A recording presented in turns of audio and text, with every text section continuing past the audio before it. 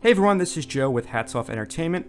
This video is a special remaster of the first video I did on this channel, Gene Wilder, How to React Naturally.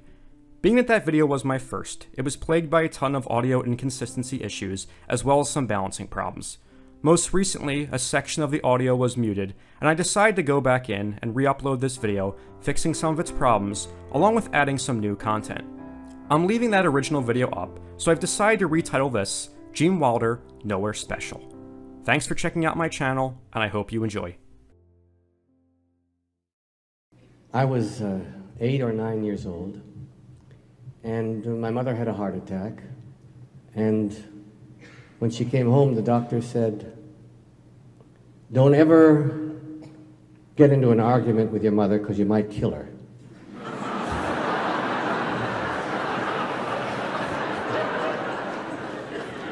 Just a little pressure. The second thing he said was, try to make her laugh. I had never consciously tried to make anyone laugh in my life, but I did from then on, and I knew I was a success when she peed in her pants.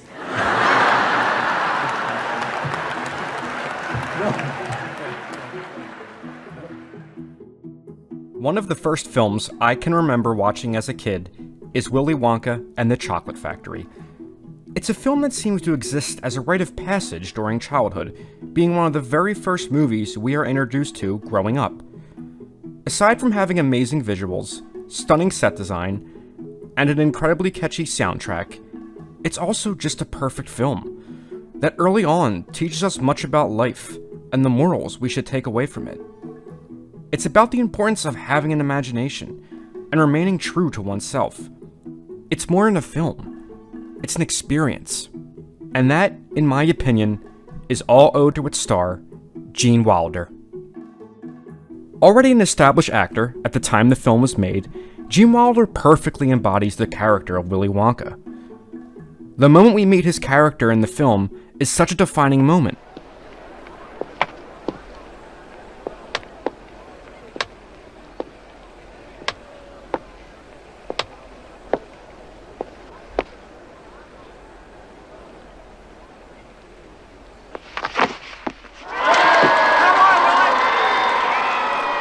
Gene talked about this sequence in a lot of interviews later on, particularly about how it was his idea to do it that way.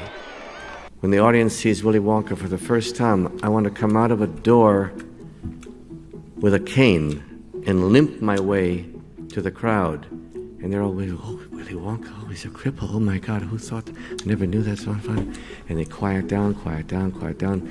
And then Willy Wonka's cane gets stuck in a brick, and he starts to fall forward, and he does a forward somersault and jumps up, and the crowd cheers and applauds. And the director said, "What do you want to do that for?" And I said, "Because from that time on, no one will know whether I'm lying or telling the truth." Brilliant. And he said, "You mean if I say no, you won't do the picture?" I said, "I'm afraid that's the truth." This to me sums up his character and why I loved his performance so much as a child. He would go from enchanting me with a song to making me laugh with his sarcastic humor. What is this, Wonka? Some kind of fun house? Why, having fun? To terrifying the ever-loving shit out of me in a matter of seconds. And they're certainly not showing any signs that they are slowing. But that's what a good performer does. They always stay one step ahead of the audience, surprising them at every turn. We have so much time and so little to do. Strike that. Reverse it. This way, please. Now, let's take a look at what is probably one of the best-known film roles of Gene's, Frederick Frankenstein in Young Frankenstein. Young Frankenstein is a collaboration between Gene and Mel Brooks. They're third behind The Producers and Blazing Saddles. Young Frankenstein is a comedy, but it's a comedy presented in such a serious tone. The actors are given silly dialogue to work with, but they deliver their lines with the same depth and conviction as if it were a serious drama. Some warm milk, perhaps? No, thank you very much. No thanks. Ovaltine.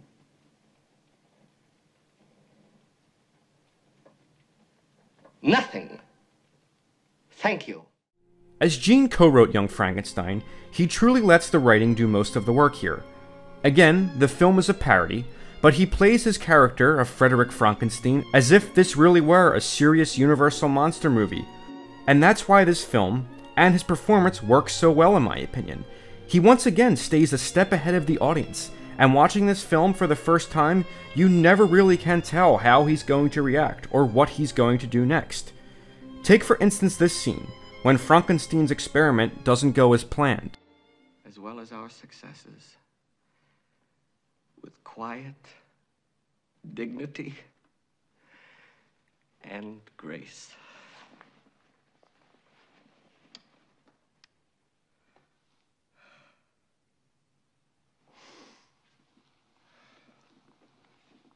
Son of a bitch bastard, I'll get you for this! What did you do to me? What did you do to me? Stop it! You kill him! It's these out-of-left-field reactions that make Gene Wilder's performances all so great. I've always said that there is no one that can freak out quite like Gene Wilder, and that is a statement I will stand by until the end of time. I can't stop, I'm hysterical! I'm wet! I'm wet! I'm hysterical and I'm wet! I'm in pain!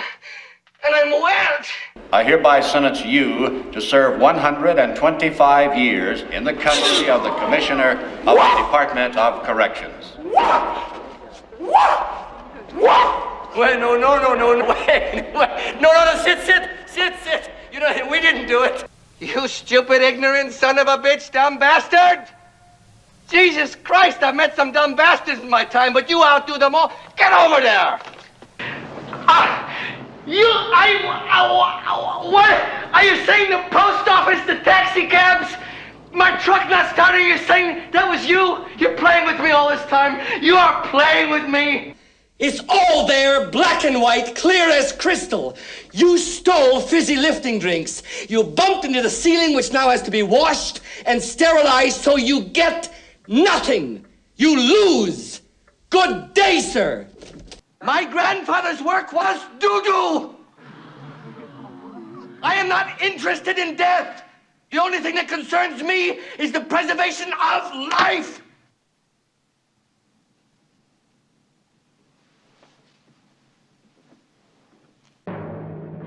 Young Frankenstein was followed up with another lesser-known parody film called The Adventure of Sherlock Holmes' Smarter Brother. Gene would not only write this film, but this time he would step behind the camera and direct his script, along with starring in it. It would mark his first in only a handful of times as director, and in my opinion, he truly is one of the most underrated directors of all time. Gene's style and mannerisms as an actor, acting naturally to what's going on around him, transitions smoothly to his style as a director. Mr. Holmes?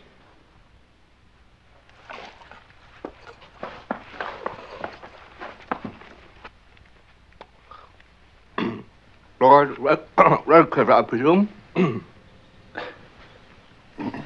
Take, for example, actor Marty Feldman, who appears in both Young Frankenstein and this film. In Young Frankenstein, Feldman's performance as Igor is very much tongue-in-cheek, and oftentimes a big wink at the audience. In Sherlock Holmes' Smarter Brother, Feldman plays a similar sidekick character, only this time he's acting naturally to what's going on. Well, your brother Sherlock sent me round with an urgent request and this £5 note. Are you at all interested? You can tell my brother to take his £5 note and may I say that I've been a great admirer of yours for many years, especially your handling of the case of the 3 testicles. You've studied the 3 testicles? Orville Stanley Sacker, Sergeant, Records Bureau, Scotland Yard. Even though the dialogue is still silly, he delivers his lines with that same complete seriousness that made Young Frankenstein so great. Something you can tell came from the direction of Gene Wilder. Soon after this film, Gene Wilder was teamed in a film with comic Richard Pryor. Who are you? I'm a thief, man. Take it easy. If I ain't gonna freak you out no more, how about handing me them keys up there? I'd like to get these cuffs off. Sorry. It's real nice the way you handled yourself back there with old Oliver. I was listening. What they want you for anyway, man? Murder. Drop me off anywhere along in here, okay? On paper, Gene Wilder and Richard Pryor should not work as a team. Their styles of humor, cadence, behavior, and delivery all differ wildly from one another. But on screen, it just works. And the result is some of the finest comedic chemistry ever captured on film. I can't pass for black. Who you telling? I didn't say I was gonna make you black. I said I was gonna get you on the train. Now we got to make them cops think you're black. It'll never work. Never. What, are you afraid it won't come off? Oh, that's a good joke. That's humorous. Like that. May I speak? This is crazy. What are you doing? I'm getting bad. Better get bad, Jack, because you ain't bad. You're gonna get fucked. You bad, they don't mess with you. Yeah. Hey, home, get down. Hey. You a little too bad, ain't you? I'm talking to you, you prick. What do you say? Why'd you look me in the eye and say that? I would if I could, but I can't. I'm blind. You're blind. Yes, I'm blind. How can I have the job? I had no idea. I'm sorry. Now you know. Can I get the job? You're really blind? Yes, I'm really blind, man. What are you, fucking deaf? Yes, I'm fucking deaf. We did this scene at a train station. He said his first line, I said my first line, and then this other line comes out of him. I had no idea where it came from, but I didn't question it. I just responded naturally. I didn't try and think of a clever line, which is the great death trap for actors. If you're improvising, that you say, I'll think of one that's even funnier than that, or more clever than that. No, I just said what came naturally in the situation, because that's what I was used to. Then he said a line, and I said a line, then he went back to the script, then he came away, and everything we did together was like that. The relationship works so well in their movies because Gene never tries to top Pryor or get more laughs than him. He acknowledges that Pryor is an amazing comedian and improviser, and rather than try to come up with a witty response or a great comeback, he takes his time and just reacts naturally to Richard Pryor. It's not two men trying to outdo one another. It's two performers respecting each other's craft, giving each other their own time to shine, and playing naturally off one another. So tell me, how's it feel to be handicapped? I always wanted to ask you that. I'm not handicapped. I have you.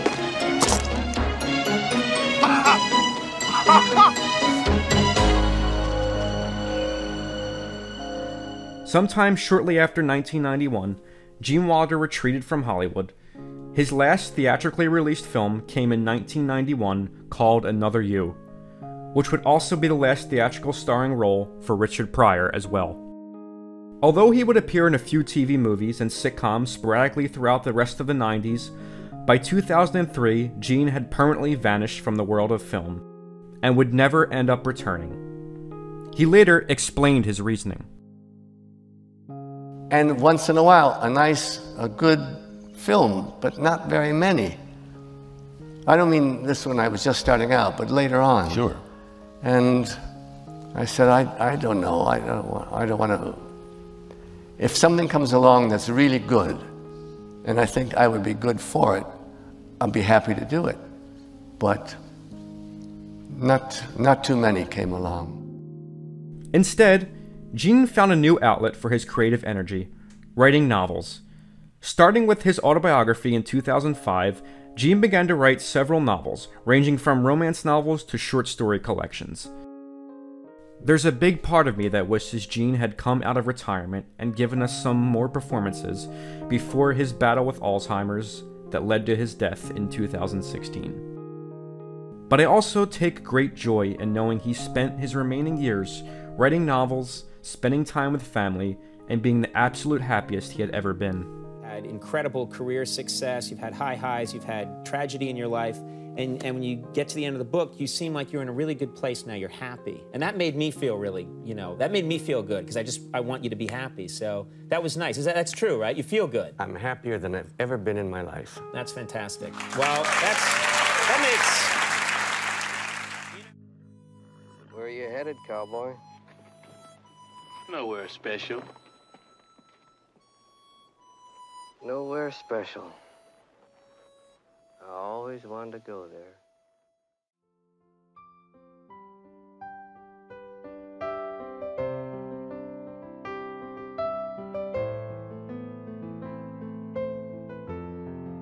In watching Gene Wilder perform, we can actually learn how to be funny. His work teaches us that always trying to get laughs is not the way to actually get laughs. Being yourself and reacting naturally to the circumstances around you is a big part of comedy. His work in film and comedy is just so timeless and will live on as some of the best comedic film work of all time. For those of you who are truly unfamiliar with this man, I urge you to check out any of his films, or novels for that matter. Gene Wilder is so much more than a meme. He's an icon and one of the comedy greats of all time.